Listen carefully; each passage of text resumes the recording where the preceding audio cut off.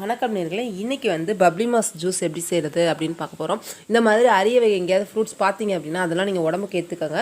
இது வந்து vitamin C வந்து கொஞ்சம் அதிகமாக இருக்குது. நம்ம எப்படி சாத்துக்குடி, ஆரஞ்சு அந்த மாதிரி இருக்கிற மாதிரி இதுலேயும் அந்த விட்டமின் சி சம்மந்தமான சத்துக்கள் இருக்குது. அது வந்து நம்ம நோய் எதிர்ப்பு சக்தியை அதிகப்படுத்தும். ஸோ இதை எப்படி ஜூஸ் பண்ணி சாப்பிடலாம், இல்லை வெறுமனையாகவும் இதை சாப்பிடலாம். உள்ளுக்குள்ளே கொஞ்சம் சொல்ல தான் இருக்கும். இந்த மாதிரி பிங்க் கலர்லேயும் இருக்கும், லைட்டாக எல்லோயிஷ் கலரில் இருக்கிற மாதிரி இருக்கும். இன்றைக்கி நான் வந்து இந்த மாதிரி பிங்க் கலரில் இருக்கிறத எடுத்திருக்கேன். இது தனித்தனியாக சொல்லியாத தவிர இந்த புளிப்பு சுவையோட, அந்த சிட்ரிக் ஆசிட் சுவையோட தான் இருக்கும் இது.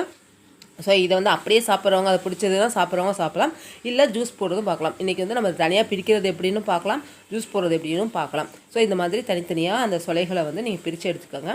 இதெல்லாம் கிடைக்கிறப்ப வாங்கி சாப்பிட்டுக்கோங்க. நம்ம உடம்புக்கு வந்து அந்தந்த சீசனுக்கு என்ன பழம் கிடைக்குதோ அதை வந்து நம்ம சாப்பிட்டுக்கிறத வந்து நம்ம உடம்புக்கு தகுந்த மாதிரி எதிர்ப்பு சக்திகளை, தேவையான சத்துக்களை வந்து கொடுக்கும்.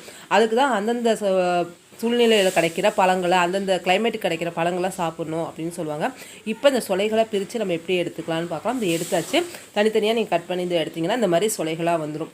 இதை அப்படியே சாப்பிட்லாம். இல்லைன்னா நம்ம மிக்ஸி ஜாரில் வெறுமனை எதுவும் ஜீனி எதுவுமே எப்போதுமே ஜூஸுக்கு வந்து இது மாதிரிலாம் போடாதீங்க. குழந்தைங்களுக்கு கொடுக்கலாம், லைட்டாக வேணாலும் இது சேர்த்துக்கோங்க. அதை மிக்சியில் போட்டு அடிச்சுட்டு அதை வடிகட்டி அந்த ஜூஸை நீங்கள் இல்லை சக்கையாக சாப்பிட்றேன் அப்படின்னு சொல்கிறவங்க அதை அப்படியே ஜூஸோடு சாப்பிட்லாம் அப்படின்னு சொல்கிறவங்களும் சாப்பிட்டுக்கோங்க. ஸோ இது வந்து ரொம்பவே நல்லது. எப்படியாவது இந்த பழங்களை வந்து கிடச்சிச்சு அப்படின்னு சொன்னால் நீங்கள் வந்து உட்கொள்கிறதுக்கு மறந்துடாதீங்க. தேவைன்னா உங்களுக்கு ஒரு புளிப்பு தன்மை இருக்குன்னா கொஞ்சம் தேனோ இல்லை வேறு ஏதாவது அதில் நீங்கள் சேர்த்துக்கிட்டீங்க அப்படின்னா ரொம்பவே நல்லாயிருக்கும்.